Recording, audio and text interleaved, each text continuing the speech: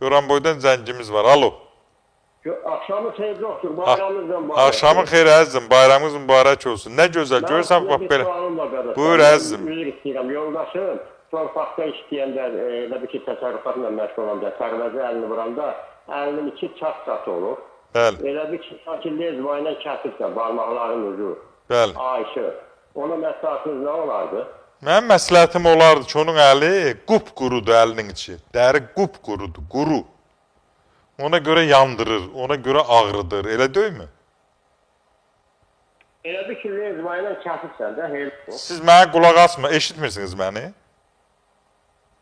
Məni eşidirsiniz, yoxsa eşitmirsiniz? Eşidirəm. Deyirəm ki, əlinin içi qurudur. Kəskin ona görə ki, qurudur. Yoxsa su verir, damlayır.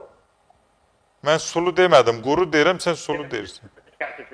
Elə bir ki, bax elə. Oldu əzizim, oldu. Çox sağ ol sualına görə. Onu hər dəfə, bütün günü elə şərait yarat ki, onun əli yağlı olsun.